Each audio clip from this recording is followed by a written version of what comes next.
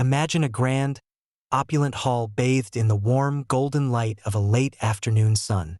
The light filters through tall, arched windows, casting long, soft shadows across the marble floor. The air is thick with the scent of roses, overwhelming and intoxicating, as if the very essence of the flowers has permeated every corner of the room.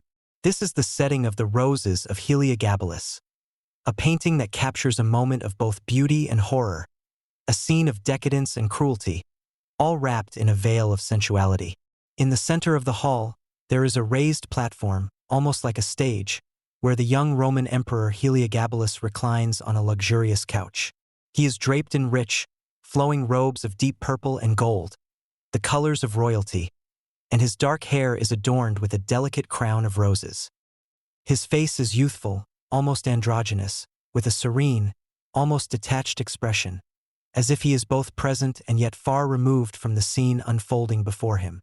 His eyes, half-lidded, gaze languidly at the spectacle below, a faint, enigmatic smile playing on his lips. Surrounding the emperor are his courtiers, a group of beautiful young men and women, their faces flushed with the heat of the room and the heady scent of the roses. They are dressed in the finest silks and satins, their garments shimmering in the golden light. Some of them are laughing, their eyes sparkling with a mixture of excitement and disbelief, while others look on with expressions of awe or fear, their hands raised to their mouths in shock.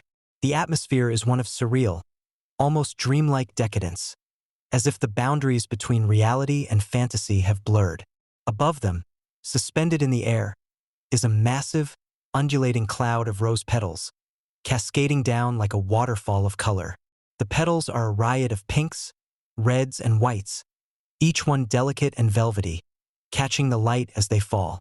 The sheer volume of petals is overwhelming, creating a sense of suffocation, as if the very air is thick with them. The petals fall in waves, covering the courtiers below, burying them in a sea of flowers. Some of the courtiers are already submerged, their bodies barely visible beneath the layers of petals, while others are still struggling to keep their heads above the rising tide, their arms flailing as they try to push the petals away. The scene is both beautiful and terrifying, a juxtaposition of the sensual and the macabre. The roses, symbols of love and beauty, have become instruments of death, their soft, delicate petals transformed into a suffocating shroud. The courtiers, who moments before were laughing and reveling in the emperor's favor, are now fighting for their lives, their expressions of joy replaced by fear and desperation. The emperor, however, remains unmoved, his smile unchanged, as if he is merely an observer, detached from the suffering he has caused. The painting captures a moment of ultimate excess, a scene of hedonism taken to its extreme. The beauty of the roses, the richness of the colors, and the opulence of the setting all serve to heighten the horror of the scene. It is a reminder of the thin line between pleasure and pain, between life and death, and the dangers of unchecked power and indulgence. The emotions it evokes are complex and conflicting. There is a sense of awe at the sheer beauty of the scene, but also a deep unease, a recognition of the cruelty and madness that lies beneath the surface. As you imagine this painting, you can almost feel the weight of the petals, the oppressive heat of the room, and the overwhelming scent of the roses.